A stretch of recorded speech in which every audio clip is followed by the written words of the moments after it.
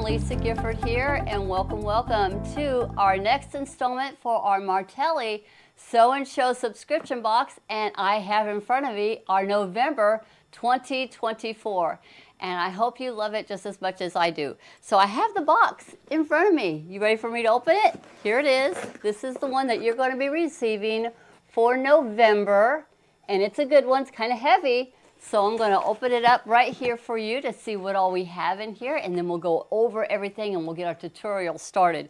And it's a good one. So y'all ready? Here we go.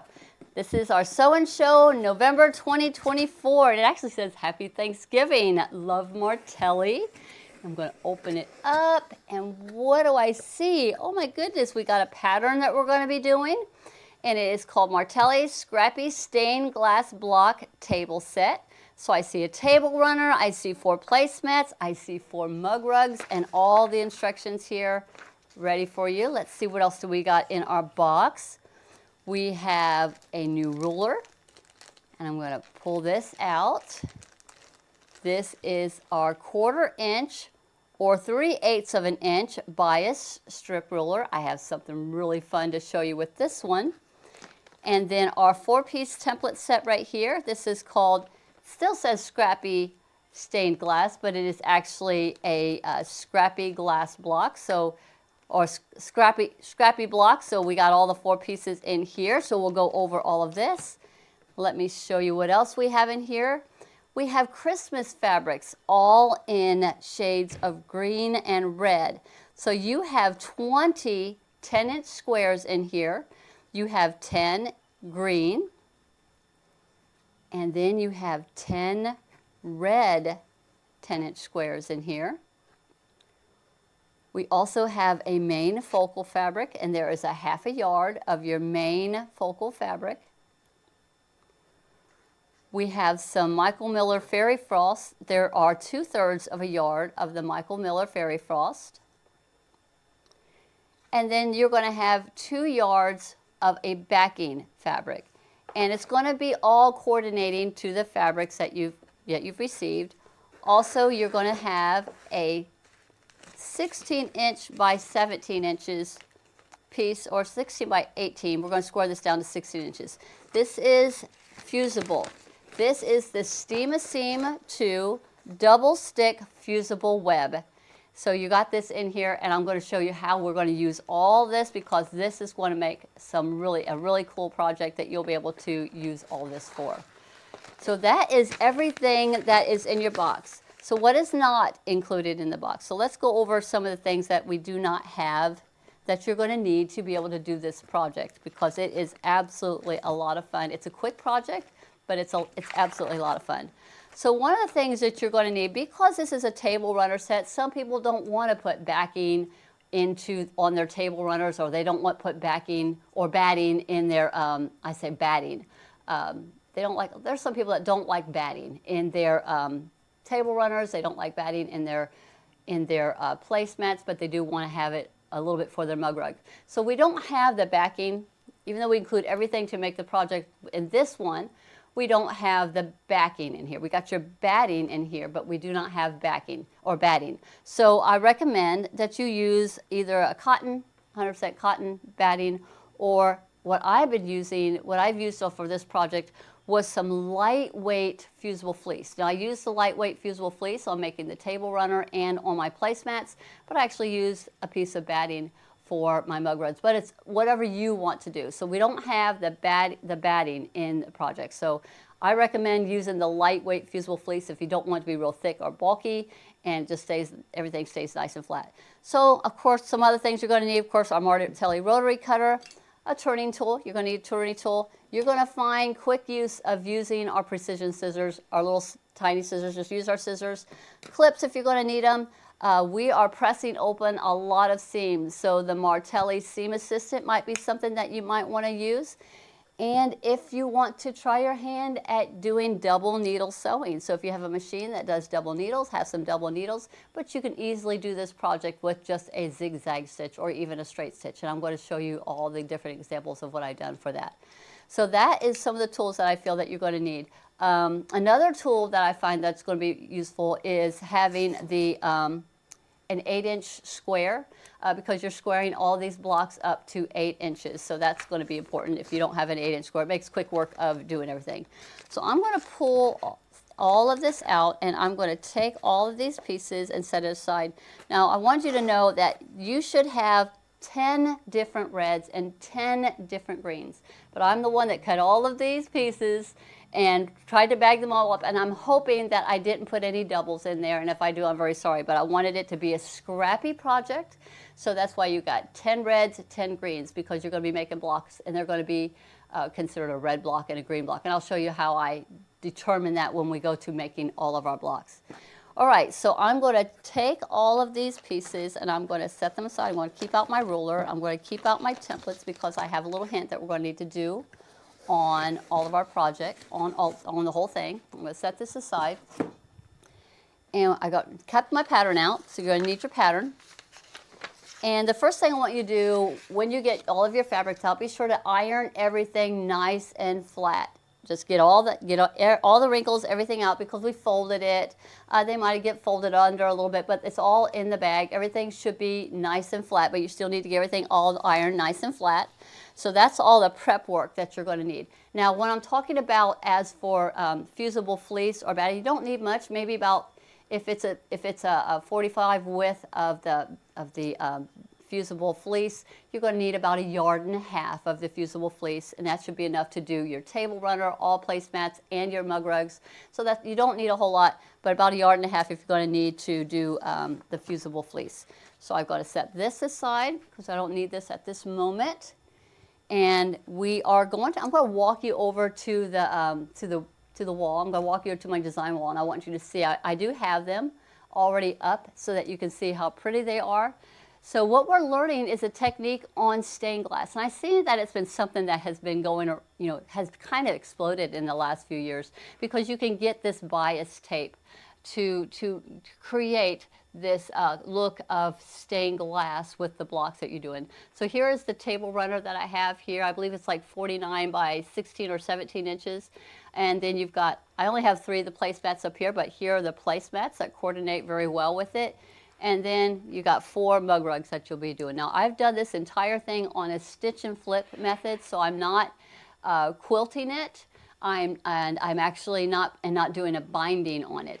I actually quilted my my little mug rugs, just a quick little stipple, and then I did the same technique. I quilted it with just the batty behind it, and then cut my fabric to size, and then just did a stitch, stitched it, flipped it out, and top stitched it all the way around. So let's go back to the beginning, and we're going to talk about getting all of our prep work done to get everything to get started on it. So the first thing that you're going to do after you get everything all ironed out and ready to go, you're going to go ahead and get your dark fabric out. And like I said, you have about you have a little over you have 2/3 of a yard on here. So when you get your fabric out, you have 2/3 of a yard. I'm going to kind of follow around to do this so that you know what we're doing. You're going to take this and you're going to be cutting it into 1-inch strips after you cut off your 16 inches. So you have about 24, 25 inches. So the first thing I'm going to have you do is when you open it up, you're going to go ahead and cut an 8-inch strip off of your piece. And I've already done it on this one. You're going to cut an 8-inch strip off. And then you're going to subcut this, but we're going to wait on that one right off the bat. In the instructions, I tell you to go ahead and just subcut it all into 1-inch strips. But you get a lot of 1-inch strips in cutting the rest of this up. So you might want to have maybe a little bit of a wider border going around your tablecloth or your centerpiece.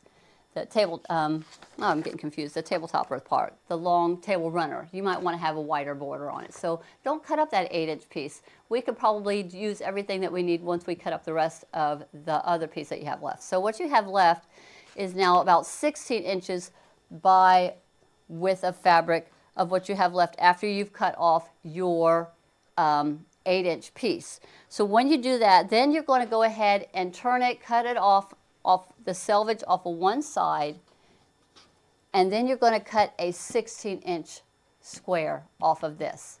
So on the one end, you're going to cut off your selvage and then you're going to cut a 16-inch square, like I have right here. You're going to cut a 16-inch square off the what you have left off of your piece that you cut. So you have your 24 inches, you're cutting off 8, it's going to leave you with 16 inches, cut off your 16-inch square. The rest of that pieces, they're going to be about 27 inches by 16. You're going to go ahead and trim or subcut the rest of that piece into 1-inch strips. So you'll have 16 1-inch strips by 27 inches. That might be enough to do the entire project. Now when you do this piece right here, you might be able to get a couple wider pieces, but in the instructions I tell you to go ahead and cut all of these into 1-inch strips. So what you're going to end up with is 8. If you cut it all of this up, you don't want to have a wider border around it, particularly on your table runner. Just cut it all into 1-inch strips, because you're going to be subcutting all of these pieces as we do each section or each component of this project. So that's what I've done here. I went ahead and cut all of my pieces into 1-inch strips. So you could use the Martelli multi-strip ruler. Martelli also has a great 1-inch strip ruler. I recommend when you're cutting your 1-inch strips that you have another ruler butted up against it so that you have something to rest your fingers on, because it's kind of narrow when you're cutting out all of your pieces with this. But you're going to get all of them cut. So I actually have them back here. So I have my 8, or I have 16 of my 1-inch strips by it's about 26, 27 inches. That's all of these right here. And then I have 8 of my width of fabric pieces here. You know you're going to need 2 of them. That's going to be for the outside of the table runner. So, but we'll go over all that. I have that all listed out in the instructions, but we'll be subcutting these up as we go when we get to those different areas. So the first thing we're going to do is we're going to start on making what I call the little bias strips. This is going to be your leading for your block. So you got to get these things done first, because as we go to put the block together, as we do each section, then we put a piece of that on there. So going into the structure, we're going to start with that. So the first thing that you're going to do is you're going to cut your dark accent fabric. You're going to go ahead and get your 8 inches off, subcut into 1-inch strips. You're going to get your 16-inch square. You're going to subcut that into the rest of it 1-to-1-inch strips. You still have your big 16-inch square. Your main focal fabric, you're going to grab it, and that would be the big piece, the one that's one. It's a ½ yard. So you're going to take that one, you're going to cut a 16-inch square off of one end. So just like what we did for the dark fabric, you're going to go ahead and cut off the selvage. You're going to cut 16 inches off. And then from that piece, you're also going to cut 8 4 by 8 inch rectangles. And you're going to need 4 2.5 by 8 inch rectangles. Those are going to be components that are going to be used for the 8 4 by 8 is used for your placemats, and the 4 2.5 by 8 inch rectangles are used for your mug rugs. So you're going to cut those and then go ahead and set them aside. And then you've got your big rectangle that you're going to need. This is the centerpiece for your table runner. So you've got your big piece all ready to go for your table runner. So once you get that done, then you're going to just set that aside. So that's the main fabric cutting that you have to begin with. So we're going to go ahead and get everything set aside, and we're going to go to where it says creating the bias 1/4 inch strips for the stained glass block. So this is where you take your piece of fusible that you're in here, which is your Steam-A-Seam 2. You're going to open it up, and I believe it is a 16 by 18 inch piece. So you're going to be cutting off about 2 inches off of one side to make it a 16 inch square.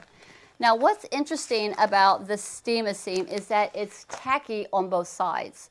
So you can, you're going to fuse this to the back of or to the wrong side onto your 16 inch square. So what I recommend doing is I peeled off the side that does not have the grid.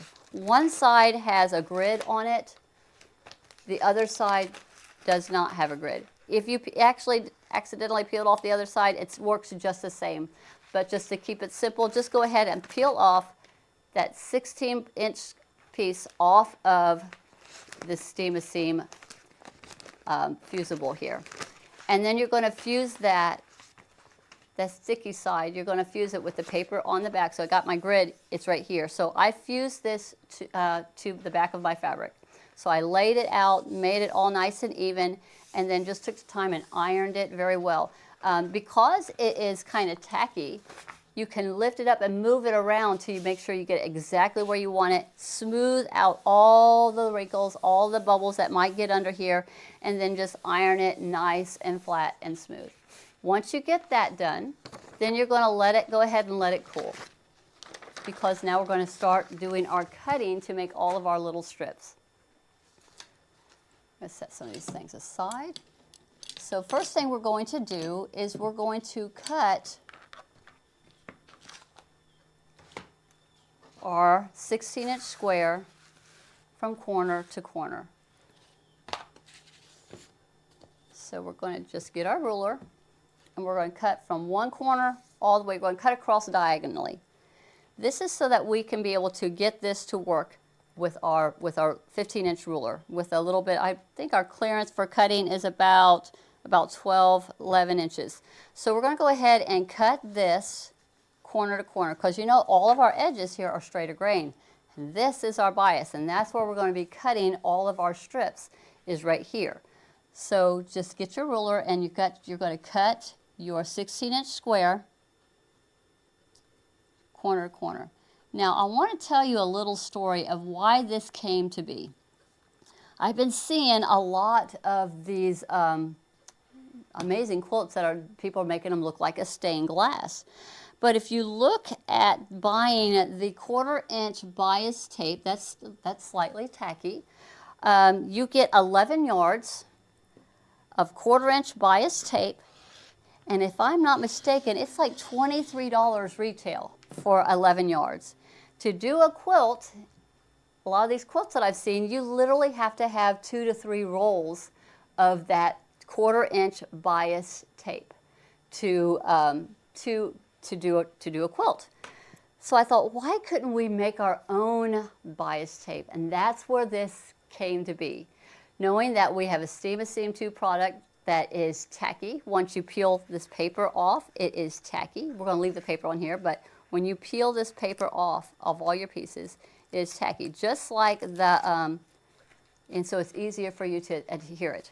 So we got a 1/4-inch ruler. So I had a ruler that was made that's 15 inches, and I've got my 1/4-inch and 3/8 on one side if you wanted to have your lead to be a little bit wider. But this is slightly larger than a 1/4-inch, and it's only by 1/64 of an inch. I mean, it's just the tiniest amount, because I wanted to take into account the cut of just your rotary cutter. So before you even use your ruler for the very first time, the first thing I need for you to do before you even cut into here is I need for you to make sure that all the browning material is not seen on this edge.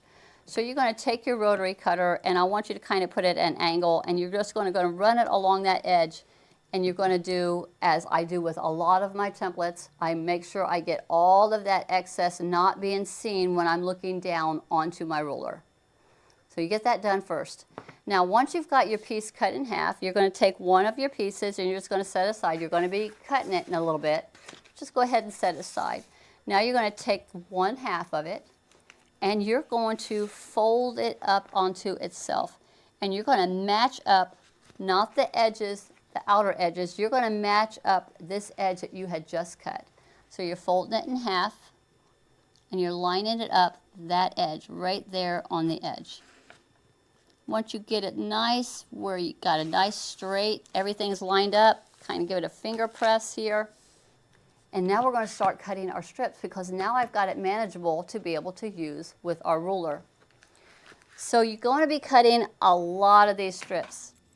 Now here's another reason why I thought this was such a more economical, because you're making this for pennies. I mean, literally a 16 by 16 inch square fabric is what, $5, $6 or something, maybe that, and then the fusible, maybe $1.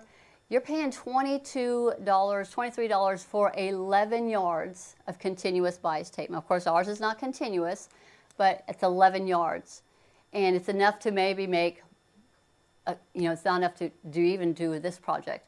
So Me and Margot one day, we started cutting a fat quarter up to see how many yards can you get out of a fat quarter. If I was just to do a fat quarter and just cut all of it up into 1/4-inch strips, that was before I had this ruler, how many yards can you get? I bet you can't even guess. We got over 42 yards of 1/4-inch bias tape, bias strips from a fat quarter, over 42 yards for pennies. I mean, when you think about, you maybe got a total of $5 or $6 invested into it.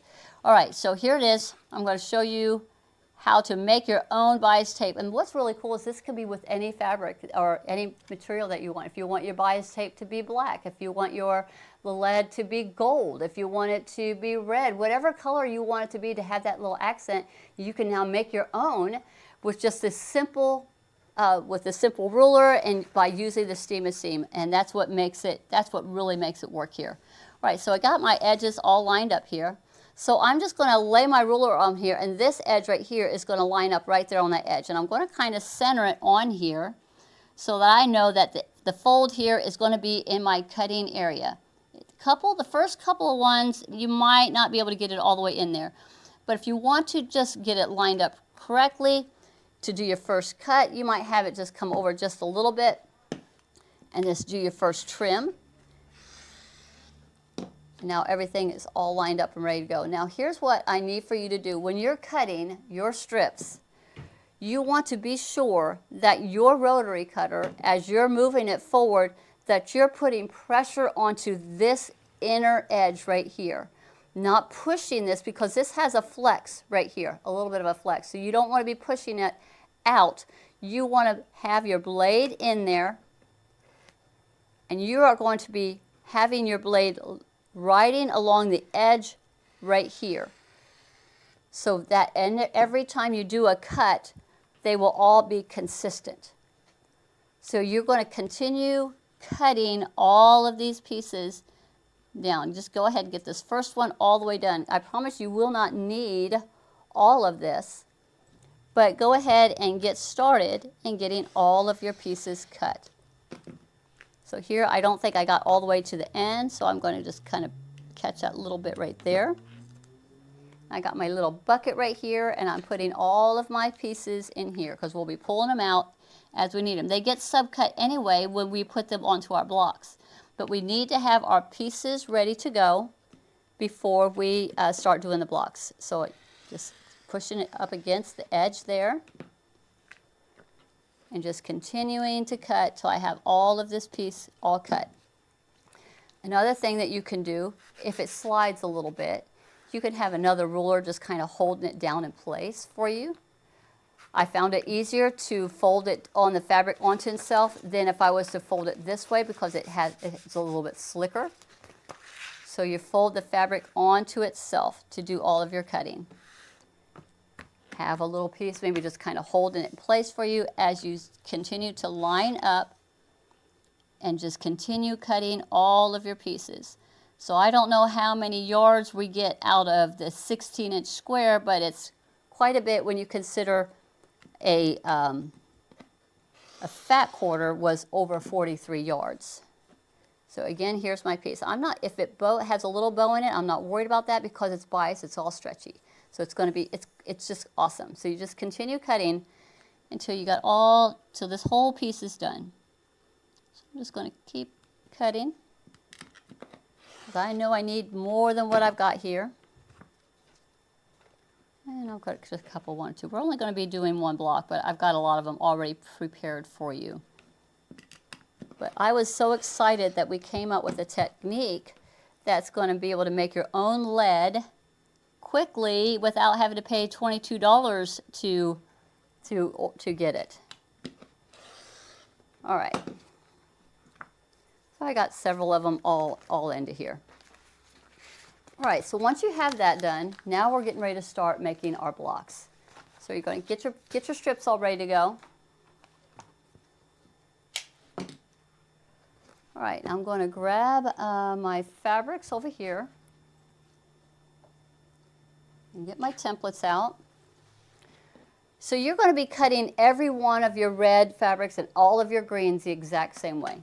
So we're on here to, after we got our bias cut, now we're going to start with assembling of the Scrappy stained glass block. So now you're grabbing all of your 10-inch squares, your red ones and your green ones, and you're going to make a stack of about 3 or 4 pieces because you're going to cut all of them the same.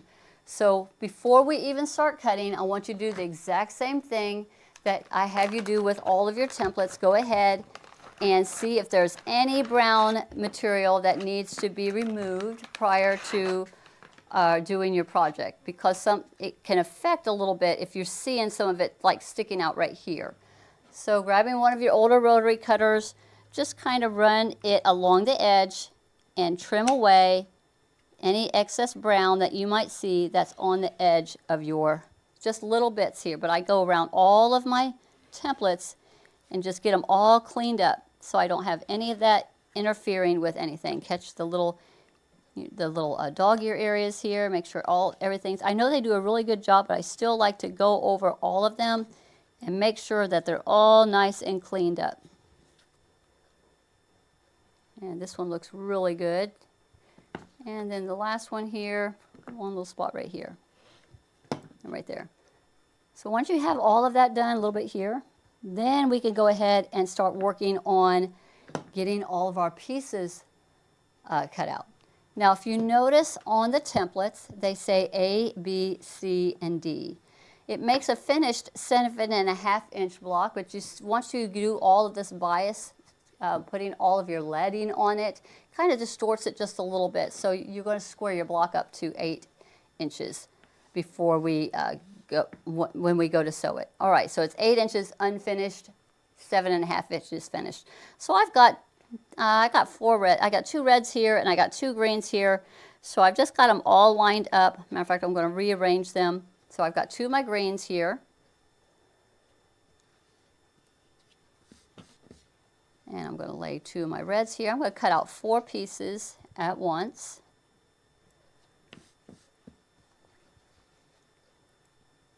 And we're going to start making our blocks. So I'm going to lay my templates on. I'm kind of keeping them centered because these are bigger pieces than what I actually need. I mean, bigger fabric pieces than what I need. So we're going to be trimming them out all the way around. So I'm keeping them more towards the center. I'm just laying all of my pieces on here. And this is how they go. So you're going to cut out every single piece. Fabric is going to be cut out of all of these pieces right here. So I just have A, B, C, D all laid out onto the fabric. So to start, I just go ahead and just cut right down the middle and separate A and B and C and D. And then we're going to go ahead and start cutting all of these out. B has another little angle here, so you can hit that.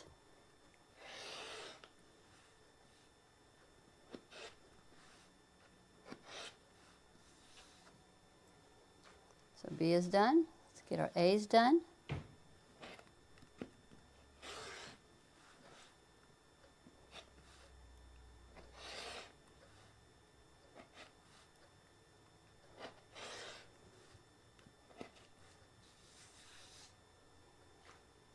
A's are completed.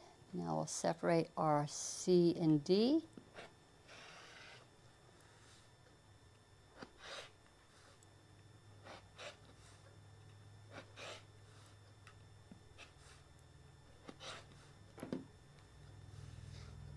And then last, got our C block to cut out.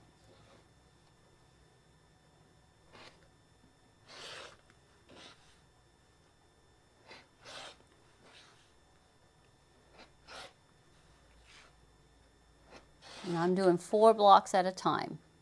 Just do as many as you feel comfortable doing. So you've got 20 fabrics. You're going to be making 20 blocks. You're going to need 8 for your table runner. You'll need 2 for every placemat that you make. So that's a total of 8. And then you're going to need 1 for each one of your mug rugs. So these are all of the pieces, A, B, C, and D. So once you get them all cut, you're pretty much done with your templates, so you can grab those and just set those aside. Now we just got to sew them all together. So I like to separate my reds and my greens, because what I like to do is when I am sewing my block, I am sewing a green onto a red, and I like to mix them all up. So you've got lots of fabric here that you'll be able to get them all mixed up.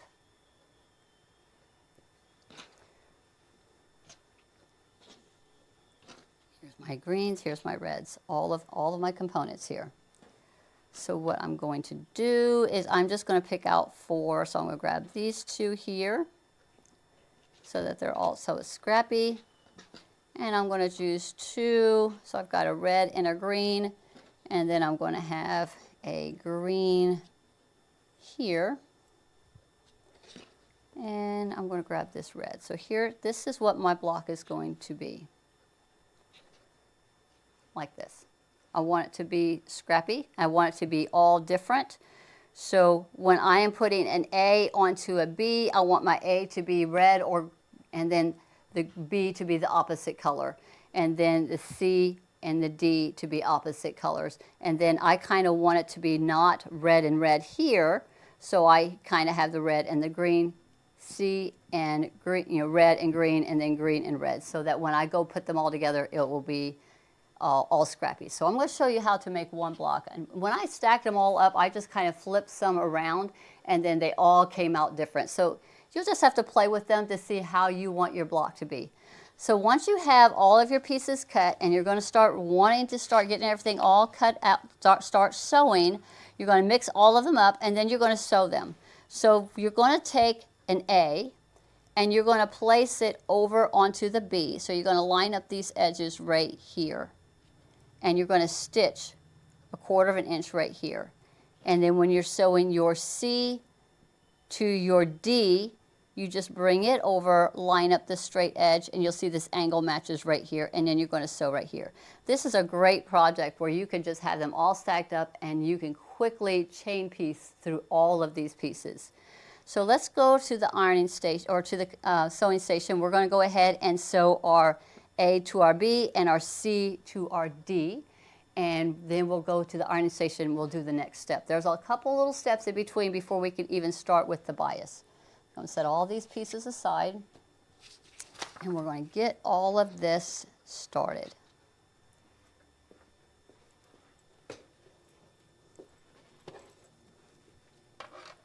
So our A to our B, if you want to pin or clip, you can easily do that. I have my machine set up on the 1/4 inch seam allowance with the setting that's on the machine for the 1/4 inch. So it's my stitch length is 1.8, and I'm just going to stitch 1/4 inch all the way down.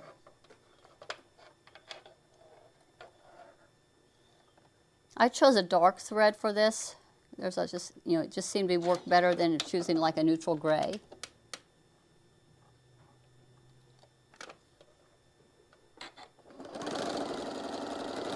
There is a lot of bias in this, just so that you know, a lot of stretch can go on right here on all of these pieces.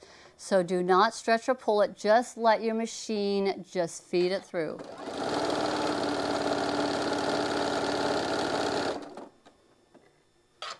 And then we're going to go ahead and sew our C to our D. No bias on this stitch, on this part right here.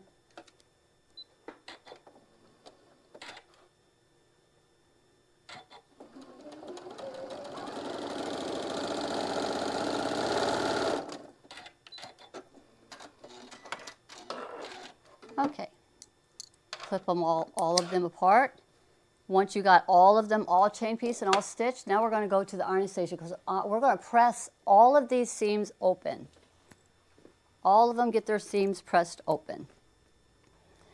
So I brought this little tool right here to see if that helps in pressing out all of your seams. It kind of helps open it up just a little bit easier. But you're going to be pressing all of the seams open on every single one of them.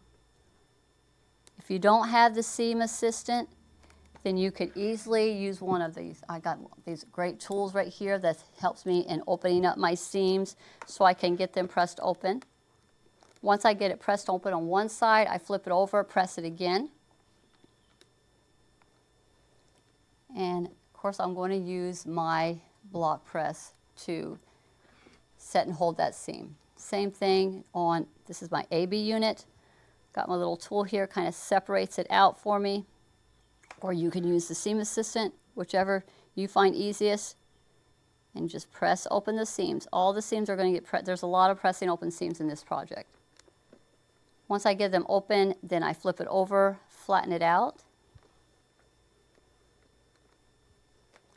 and then I lay it underneath my block press for just a second so that it just gets nice and secure. So now we got the fun part. So now we're going to be putting on our strips. So I'm going to go back to the cutting station. I'm going to show you it over there, but then we come back over here and we press them. So you might want to do this at your ironing station. So now we got to get our seam here and our little seams here. So grabbing one of your strips, I got this one right here. You're going to peel off the paper tape, and you'll notice it is sticky on the back side. Nice and sticky. So I'm just going to set this on here and kind of center it onto, kind of eyeballing it so I know that this is centered across that seam. The seam is in the very center of my tape. Kind of give it a finger press, and then I'm going to trim it right here on the edge. You're going to do this to all of your pieces. Now we're going to do this one here. Same thing, I'm going to go all the way down. I might have it coming off just a little bit. And again, it's tacky, but it's movable, so you can pick it up and you could move it. I want it to be nice and straight. Give it a press, trim this off. If you still have a longer piece, then save it. You could use it for the next one. But you're going to do this to all of your pieces. Once you've got them here to this point, now we're going to go back to the ironing station. We're going to iron that. We're going to set these down into that, onto there. Because now we have to not only press that on, then we're going to stitch these on.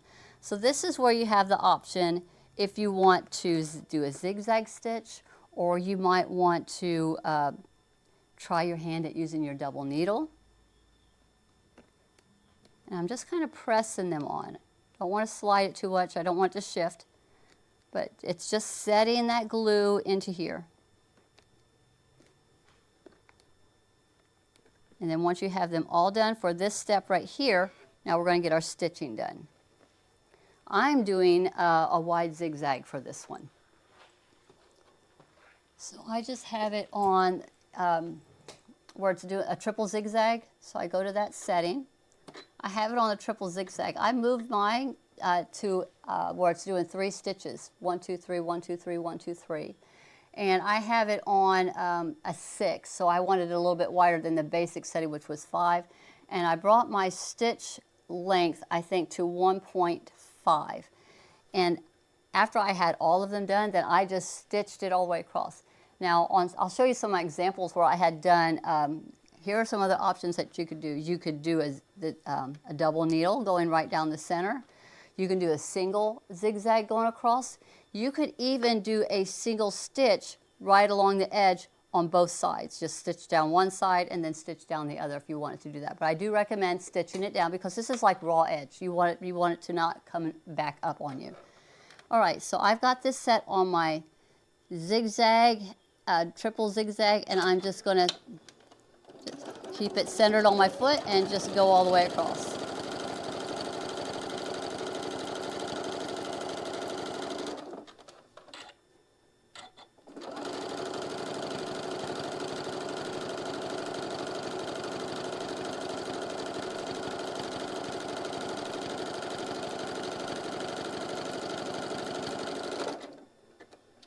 And you're going to do that to all of your pieces. So you'll have 40 of them you'll be doing. You'll have 20 of the AB units and 20 of the CD units that you'll be doing that to.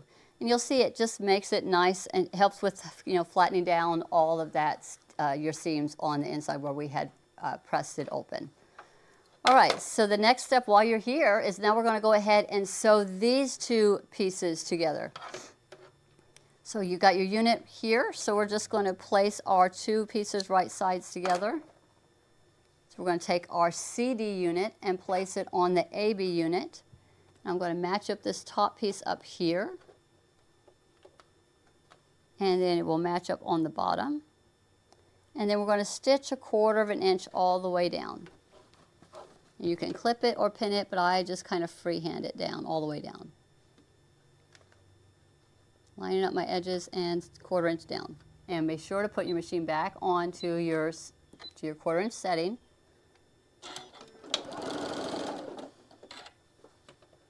You're not having to match up or line up any seams on this at all. You're just lining up the edges and lining up the little dog ears at the bottom.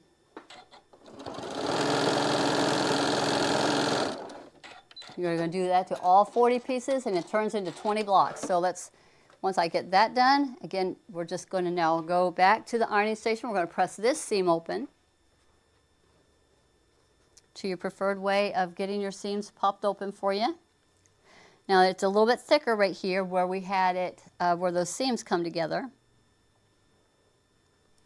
So I'm just getting my tool to kind of hold everything open and we're going to get that all pressed open.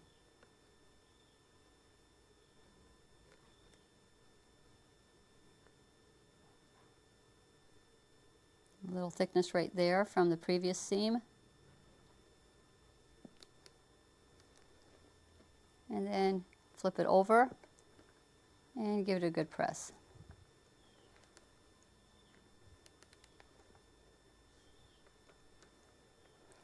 Now we got to put our last piece of bias, our lead, onto this one right here. I'm going to set this under my block press. I'm going to go grab me one of my strips. A nice long one, and we're going to get this one put on there.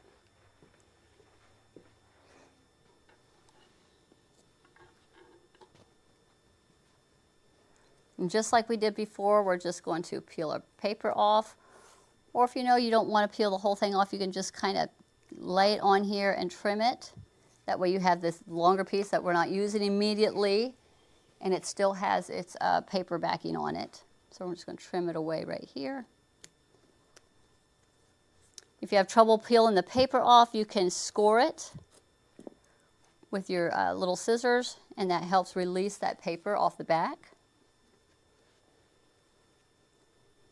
And then lay your piece on here. Looking to center it over that seam that you had just done. Give it a finger press so it doesn't shift. That little tacky holds it down just a little bit. I'm going to trim this off right here. Trim a little bit here. I'm going to have these little bitty pieces everywhere. And then we're going to press it down.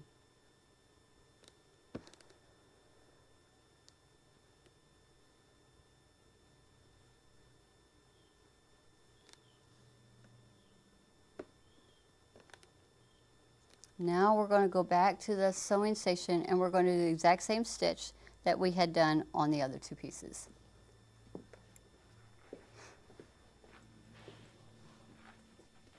So I've got the triple zigzag on here, so that's where I'm going. Making it to be a 6 and 1.5. And just like we did before, we're going to stitch all of this down.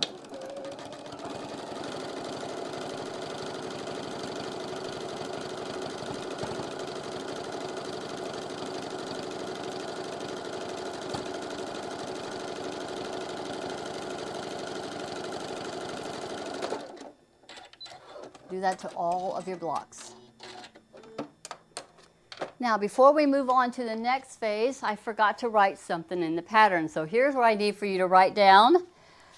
Trim all blocks to 8 inches square. I forgot to mention that because these are slightly larger and they get distorted a little bit by these little pieces. I believe this is about 8 and an eighth, maybe 8 and less than a quarter. So you're going to trim these all down. This is where I said it would be good to get your, if you have the 8-inch square template, and I just lay this on here because none of our seams match up. So I just lay it on here and I'm just going to trim just this little bit going all the way around. But trim up all of your blocks to 8 inches square. Be sure to write that on the pattern because I missed it when I was proofing it. So once you have all of your blocks to 8 inches squares, now's the fun part, is figuring out what layout do you want to do for your table runner. So I'm going to walk you back over to the design wall because I wanted to show you. I've got the 4 laid out here. And there you can turn these blocks in whichever orientation that you want. If you'll notice here, I had the triangles. I did the greens and the reds. I actually did one where I consider these blocks red or green. So here's how I focus on it. So when I have a red triangle, see these triangles that are right here, here, here? I call these 2 red.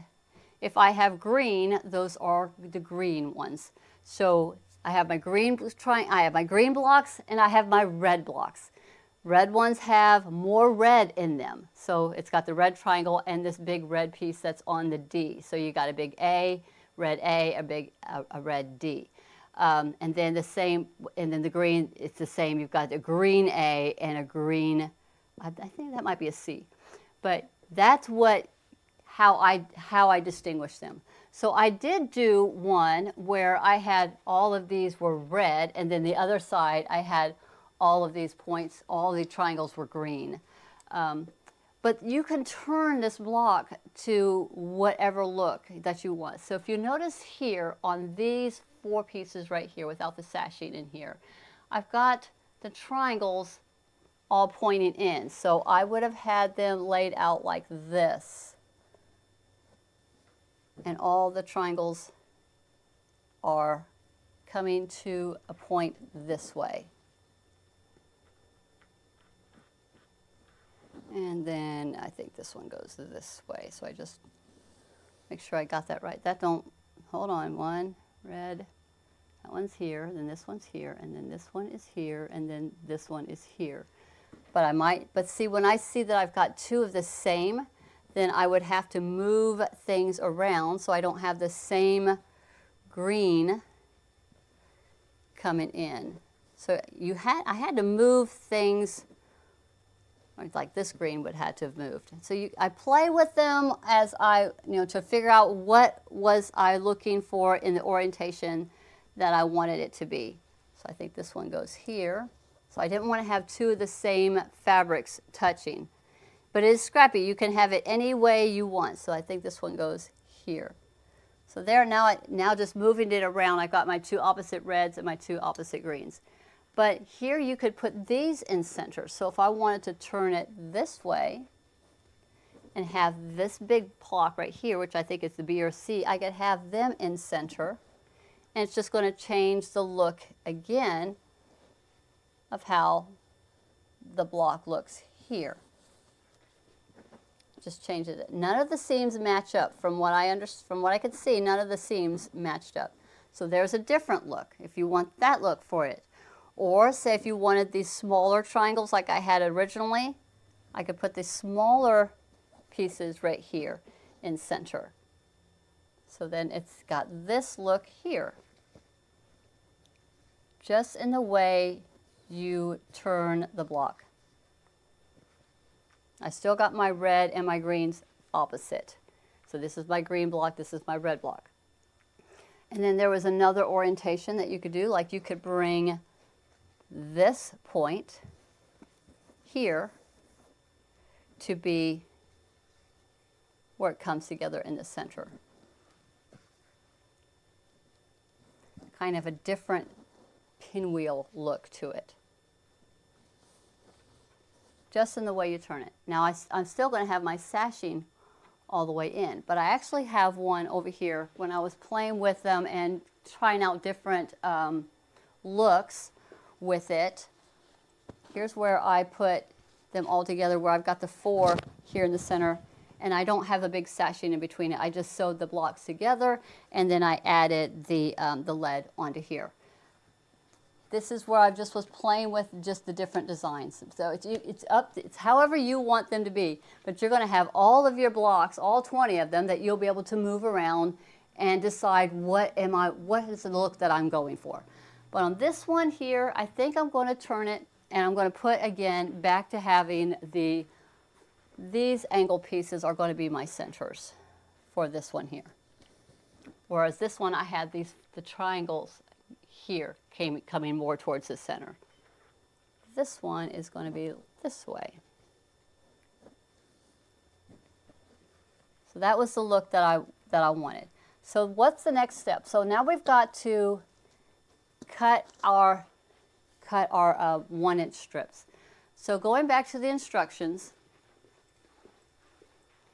you are cutting to start assembling of your first 4-piece block set. You're going to cut your strips. So for the table runner, you need to have 4 1-inch by 8-inch pieces. You need to have 6 1 by 16-inch piece, and then you have to have 2 1 by 49. Well, the width of fabric is 42, 44, so you're going to have to add to that piece to get it to that 49 inches. But we're going to focus on the 1 by 8s and the 1 by 16s. So here's where they go. So looking at our first 4 patch that I have right here, kind of spread them out just a little bit. This is my first one. This is what I'm looking. You have to make, you're making 2 of these. They go on either side of your big focal center. So these 2 pieces, the 1 by 8s, they go here, here, and here. This is where they go. So the top and bottom, top and bottom. Then you have your 1 by 16s. So once you have these sewed and pressed, then you're going to sew a 1 by 16, and you're going to press it all towards the dark. So you're going to press all of these, all the seams are going towards the center. Then you're going to sew this one right here. So this piece is going to be sewn in between. And if you look, that's this one right here. This is where I had turned it, but it's this piece right here. So you sew this one, and then you got your long one here. Then these 1 by 16s are also going to go on both sides of your focal fabric. So there's 1, 2, 3, 4, 5, 6. So there's a total of 6 1 by 16s that are on this. So I'm going to count it again. You got 1, 2, 3, 4, 5, and 6. And then once all that's done, then you're just going to sew the top and the bottom. That's your 1 by 49s. So let's go ahead and get our first 4 patch completed. So we're going to take the 16 off, and we're just going to sew these 2 to this. So I take my red one and my green one, just place them right sides together, and I'm going to just stitch this down on both of these.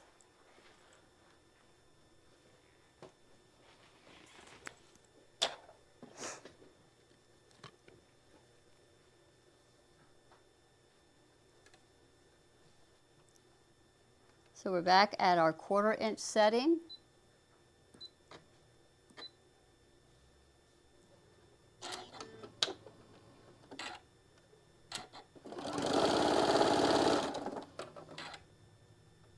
So the thing about sewing narrow strips, you can very easily see mistakes. So just be very precise on sewing right there along that edge and try not to wobble.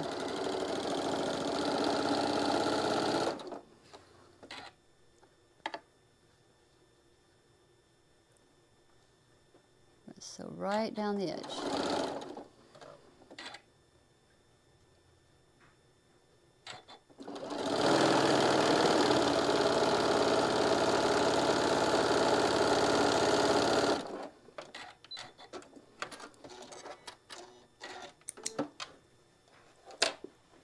right, now we're going to press these back like this. We're going to press it back. So I'm going to set the seam.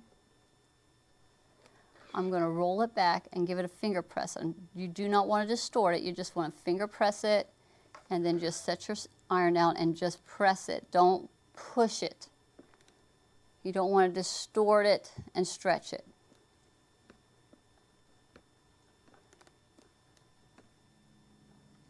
Make sure everything is going the right way. Let's set my block press over top of that. And get the second one. I always like to set my seams, warm things up a little bit. Finger press it back, pressing it,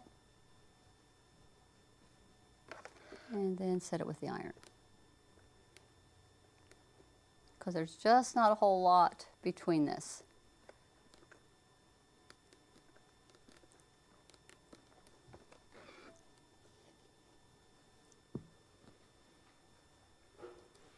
So this one was here,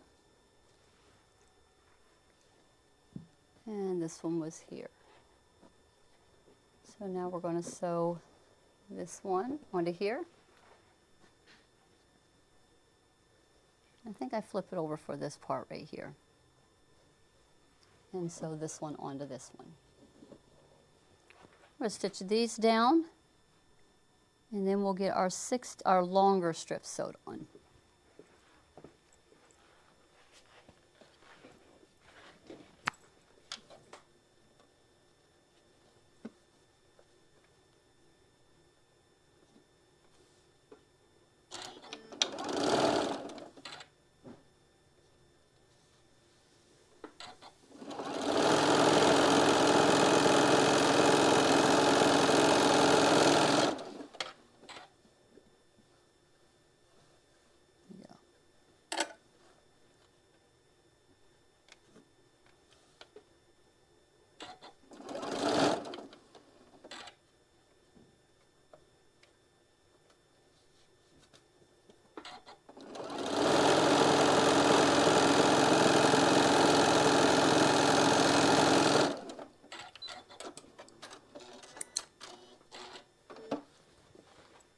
And then again, we're pressing it towards the center dark. So the seams are going to be really close there in the center. So first you're going to, let me see, I'm going to warm it up just a little bit, set that seam, and then I'm going to roll it back. And both of my seams now are towards the center there. So you should feel it laying nice and flat right there, and then press it. And if you flip it over, you're going to see both of your seams should be coming in towards the middle. One might have a tendency to want to roll up a little bit, so flatten that down.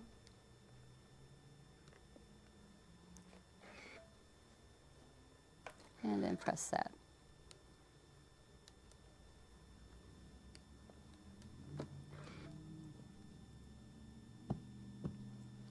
And then do this one to the other one. This way. Get a little turned around. All right, so I'm going to set my seam, roll it back.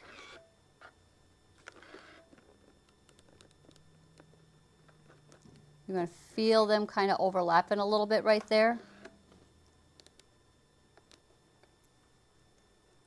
Making sure that they are all together on the back side.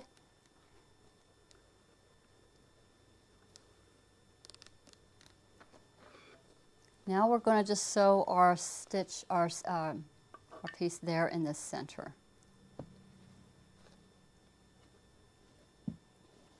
So this is the 1x16, I believe that this one is right here. You're going to stitch this one down, and just like we did for doing these 4 pieces, you're going to stitch this on and then stitch it there into the center. So let's get this part done, and then you're going to repeat that twice. So I'm going to get this one ready, and then we'll talk about how to do your center piece, which is pretty easy. You're just putting your the 1x16s on the 2 sides of it.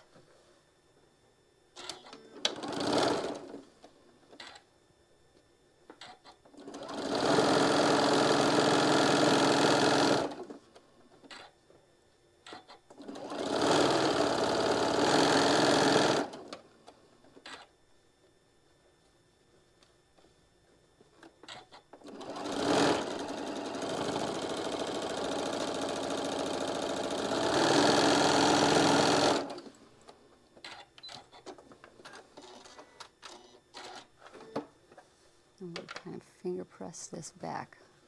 I'm going to show you another little hint. I wanted everything to line up perfectly here because this one, it goes on to here. So you want to make sure when you're lining these up that this seam matches up well with this seam right here. So I look on to, as I'm laying this down, I'm going to clip that right there. But if you start right there on the edge, it should all work out. But you still want to make sure, you don't want it to be a little bit off. So if I put my finger here and I roll this back, it should be lining up pretty well with what I got going on right here. Now I can slide it down there a little, that right there, that's where I want it. So we're going to put a clip there at that center because we don't want that part to shift when you have it where you want it to be. So I'm going to make sure we got it right where we need it. I'm going to put a clip here. I'm going to roll it back, making sure that this is lining up real good right here on this edge. I don't want that to shift.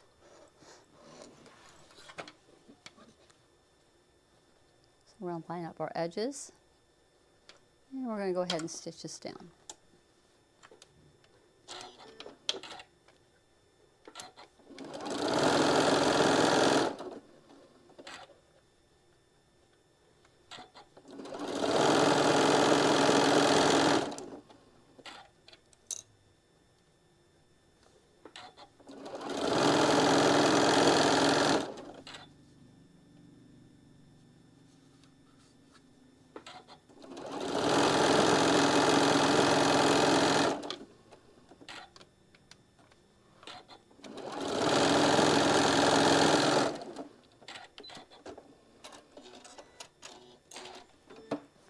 And then we're going to go ahead and get this pressed back. Trim a little bit right here. I'm going to finger press this one like we did the first one. Just kind of rolling it back and finger pressing it. They're going to meet up in the middle just like the other ones did.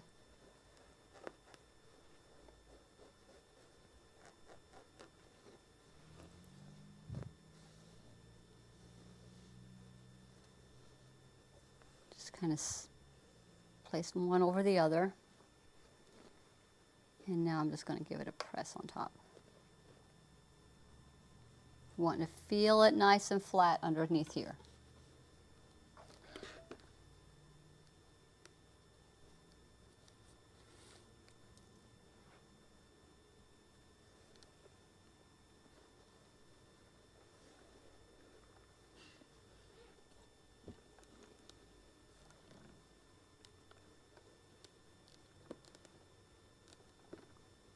All right, so then you got one side done.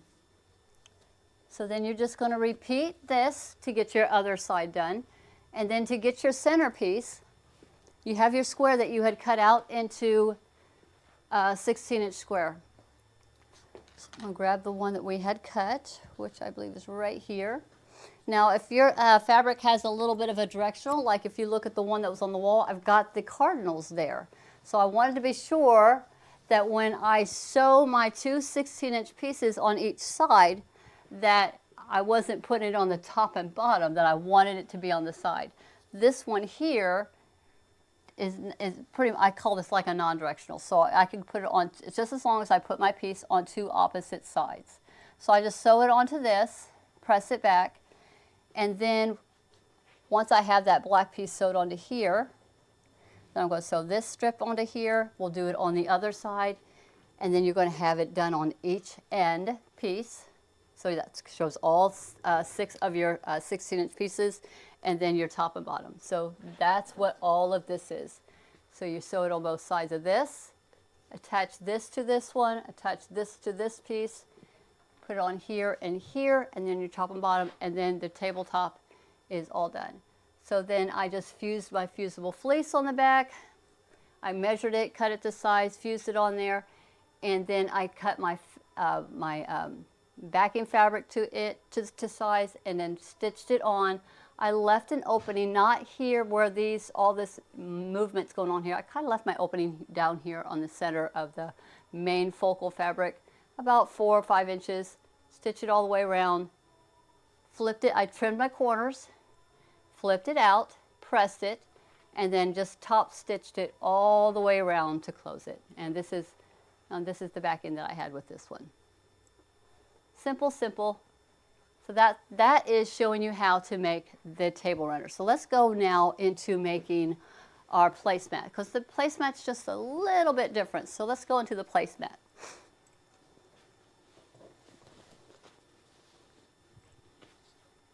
So you have made all of your squares, so now you're going to get your placemat ready to go. So the placemat is you're going to need 2 squares. Now, what I had done is I had done them in 2 reds or 2 greens. I didn't do a red and a green. So what do I mean by that? Remember I was explaining how the blocks are? They're either red or they're green. Like to me, this is red blocks. These are the green blocks, whatever they have the most of. So this is the red. So I got 2 of the reds here. So this is a red and a red. And again, you could turn them any direction that you want it to be. But then again, this is the cardinal fabric, had a little bit of directional on it. So they're 4 by 8 inch rectangles, or you can cut an 8-inch square and just cut it in half. But I have all of my components right here to put it together. So to put this one together, it's a little bit different.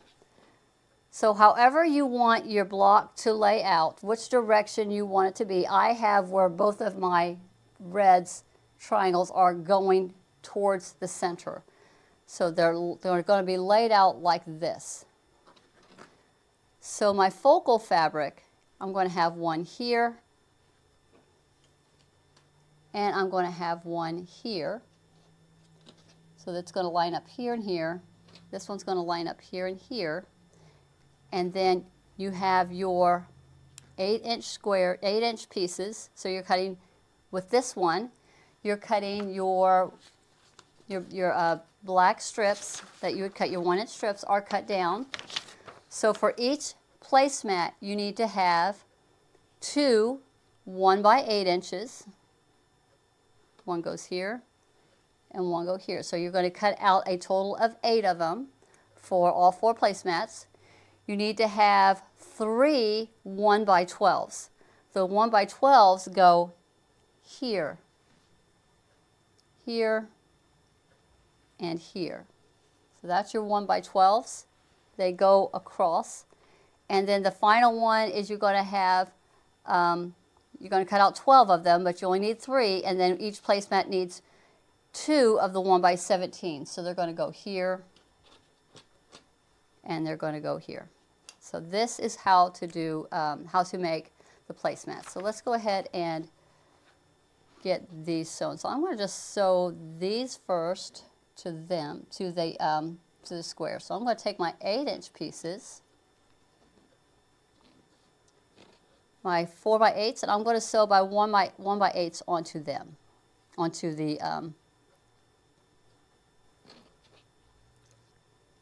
my 4 by 8s, my accent pieces. Just got to choose which one you want to do it. Remember, if it's a directional, make sure you have it in the right orientation. And we're just going to stitch this down, press it. And it's done just like how we did the table runner with our strips there. Everything gets pressed to the center.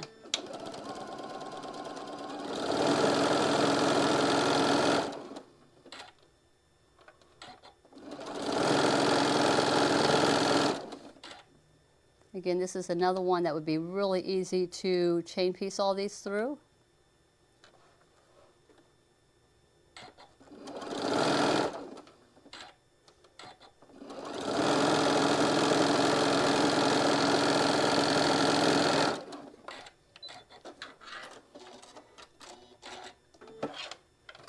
All right, get these pressed back.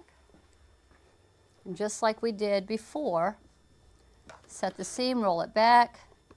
All these components could make quick work if you just got all these ready to go and just got a lot of this stitching done while you're sitting. A lot of chain piecing can be done with this project.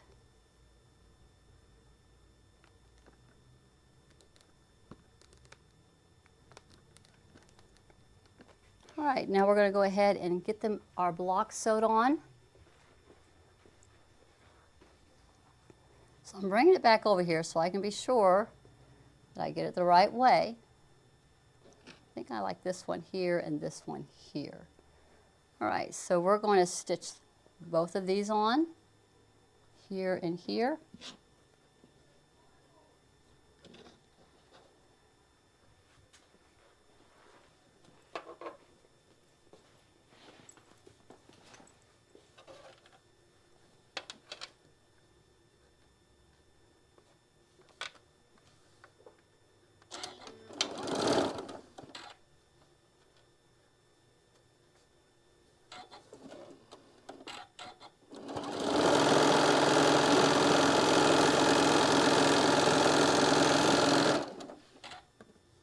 Let's get our other one done.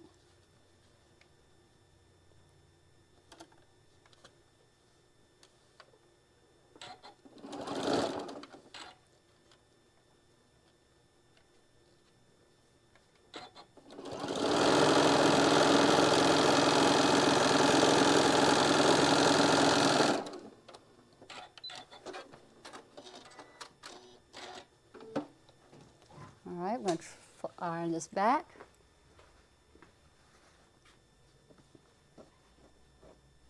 And again, we're pressing towards the dark side, so I'm just going to give it a finger press, feeling that my seams are laying flat underneath.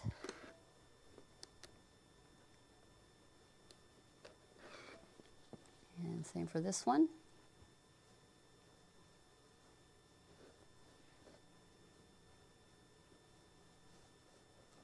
Focusing on the seam first and then get the other seam to lay down. You kind of overlap in the back.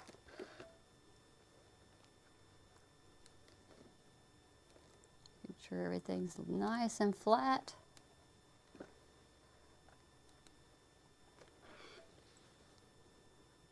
And that's good. All right, so now we put our 3 1x12s in.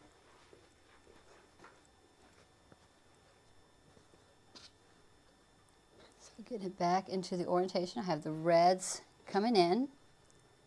So this is how it's going to be. So we're going to take this piece right here, sew it in the middle, then you're going to sew your side pieces and then your top and bottom pieces.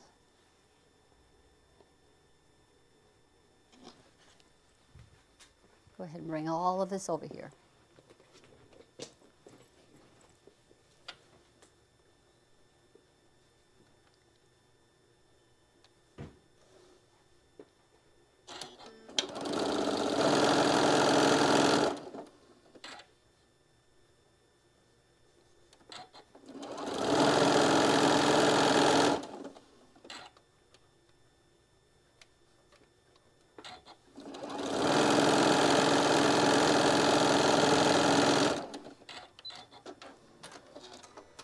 Finger press this back.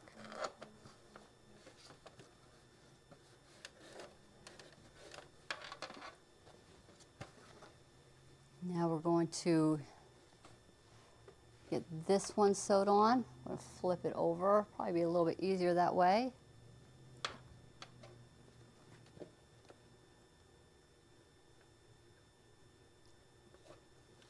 And stitch this side down.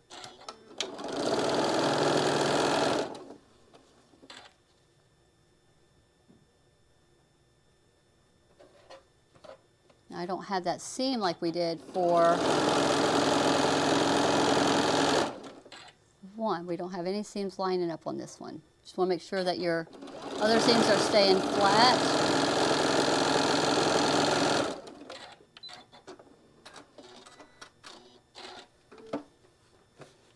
All right, we're going to press that.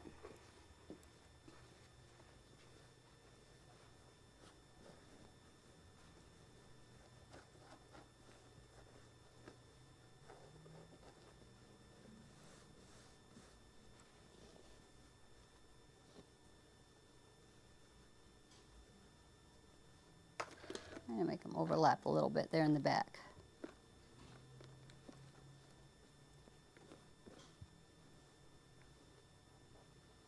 And then give that a good press.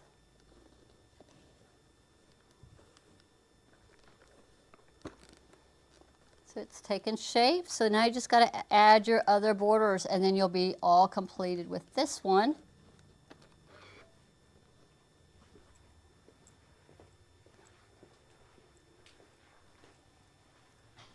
So there is our placemat.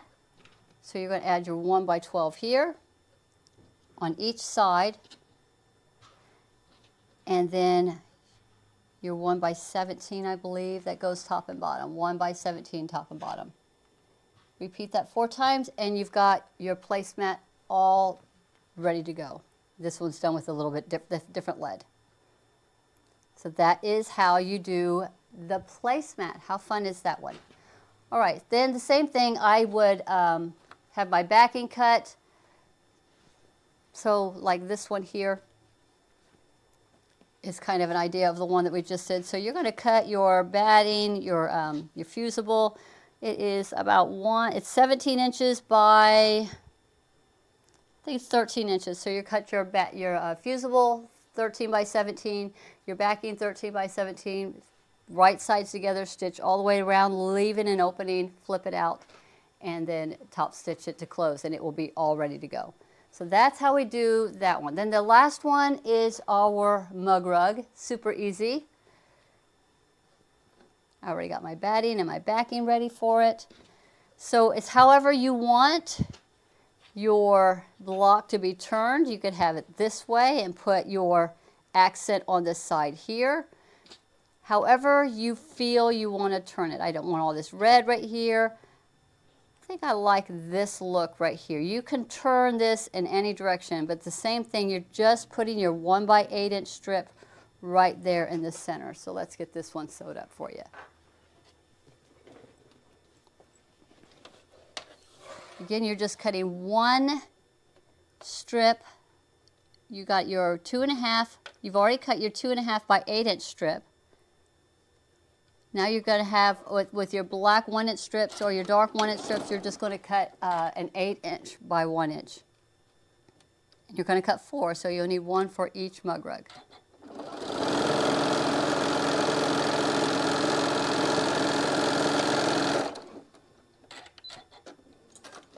And like we did all of them, I press them toward the dark center. I'm just going to finger press it here. And I think I like that green right there, so I'm going to go ahead and flip it over.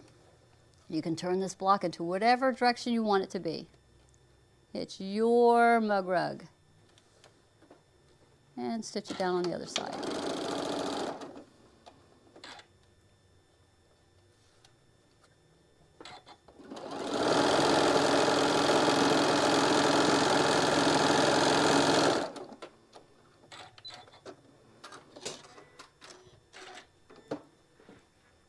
I'm going to grab my fusible and backing.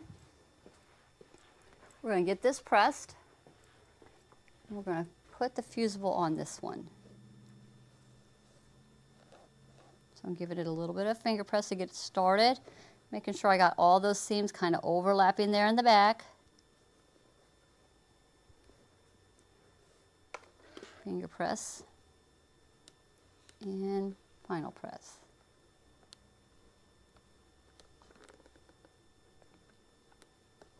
Now, I don't think, I did not put a border around the mug rugs. I just have that one piece of black right there.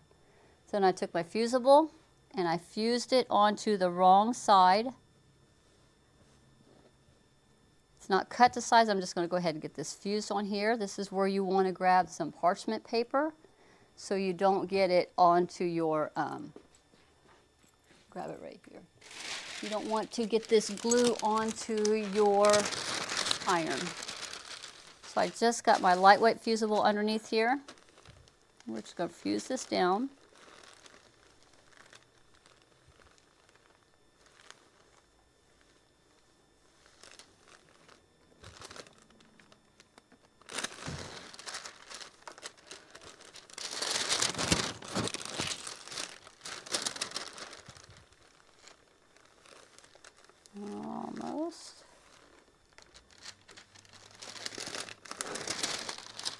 Then we're going to trim this off. So let's go ahead and get this trimmed. We're going to get this one done for you today.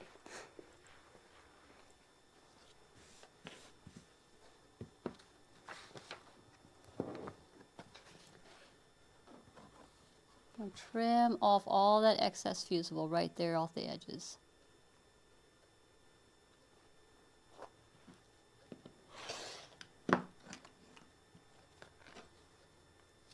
Now if you wanted to use batting, you could just put a piece of batting on the back, maybe hold it in place with like a little touch of basting spray and just do a quick quilting on it, like what I had done for these right here.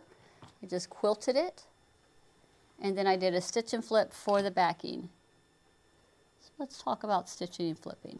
Just a simple way to finish out without having to do binding. It makes it quick. You could add some trim, and you could have like tassels and things that you could add to it. All right, so there's my piece. Now I want to stitch this on. So I'm going to line up two of the edges. And I've got it right sides together right now, right sides together. So here's how I do it. So I'm going to put some clips in it because I've got my edges lined up. And I'm going to stitch it, probably flip it right here. So I grab a couple of my red ones, because that's where I'm going to turn it at, right here, here and here. So I got these two edges lined up. So I just got to trim this off here and this off the bottom.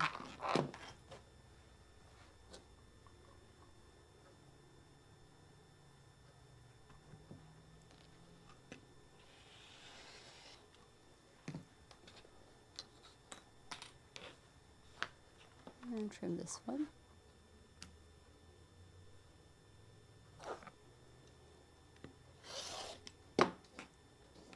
All my little pieces.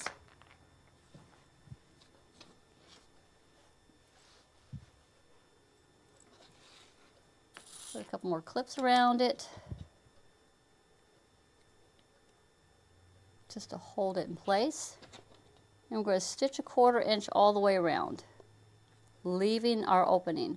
So here's my opening right here. It's not very big, probably about 3 inches. Let me see, we have 2.5 inches. So I'm just doing a little 2.5 inch. So I'm going to start here, back tack.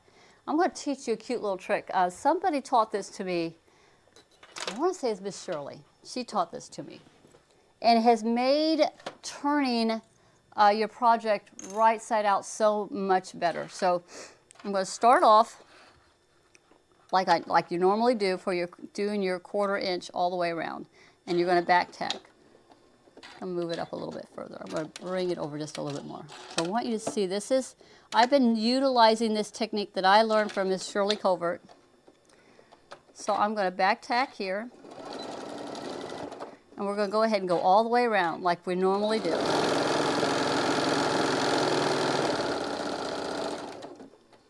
And I'm doing a 1/4 inch all the way around.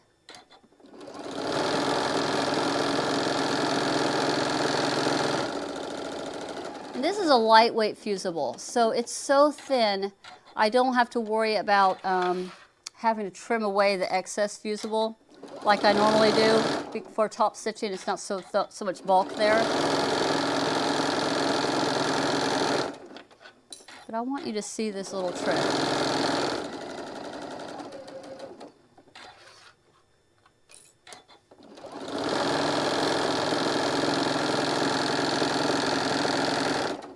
All right, so I'm coming up on it. I want you to see this. So I'm going to go turn it like I normally would.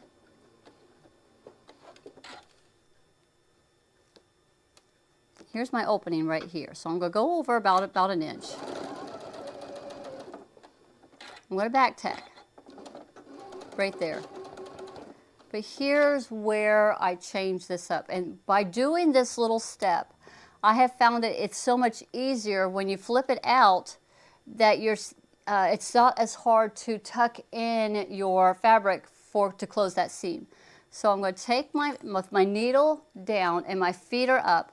I'm rotating my piece and I'm going to come off at an angle, like at a 45-degree angle from that stitch, off onto the edge.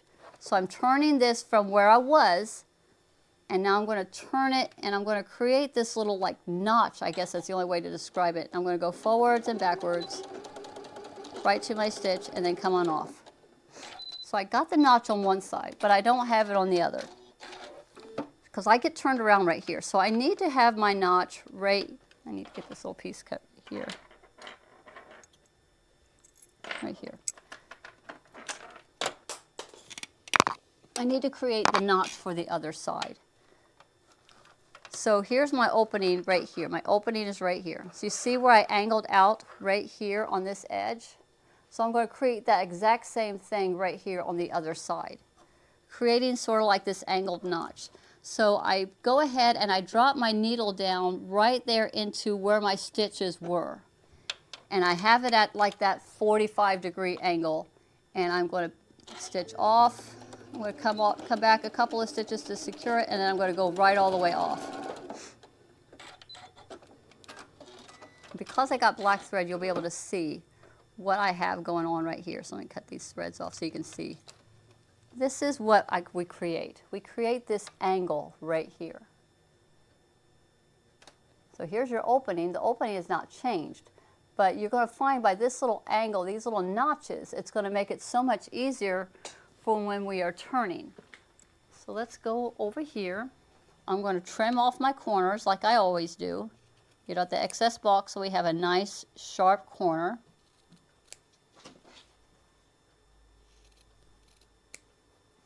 Don't go too close. You don't want to have your turning tool go right up into there. But there's another little trip to that right here at our little newly made angles that we've created.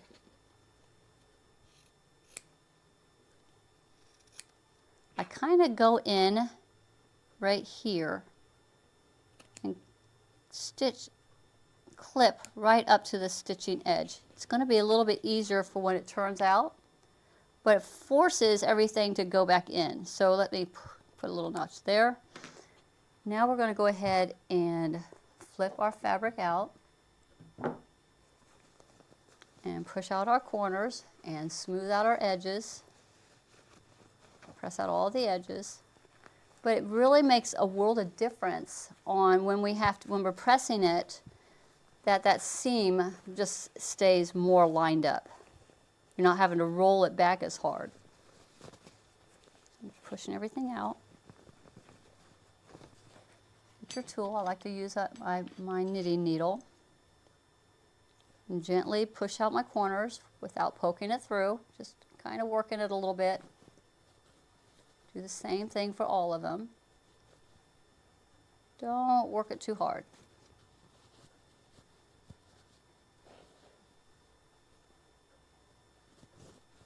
Whichever tool you like to use for turning. Some really neat ones out there, but I always stick with my knitting needle. Then I like to run my knitting needle along the seams to kind of push everything out. Makes it a little bit easier. Just pushing all of those seams out. I'm going to show you why that little notch made a difference. Push this one out and this little bit right here. Push this out. By creating that notch, it has a tendency to automatically want to just roll in. And it will be nice and even without you having to do much work. It just made a difference by creating that little angle in our stitching for when you're stitching all the way around for the stitch and flip. It just tucks in and stays in just a little bit better.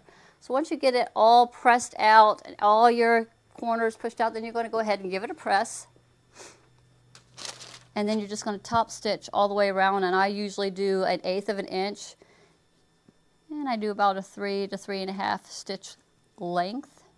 But look how much easier it is to get this angle, to get this fabric to just lay in there without fighting it so much, to get all of your pressing done for when you're getting ready to top stitch. It just really made a difference. And so I've been doing it ever since.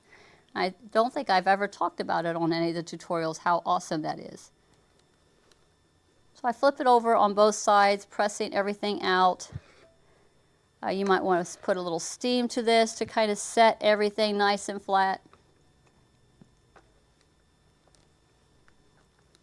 And once you have it ready to go, you're going to top stitch all the way around. It'll close that opening up. I would feed your threads through, and there you go. And you're going to repeat that 4 times to get your 4 little mug rugs.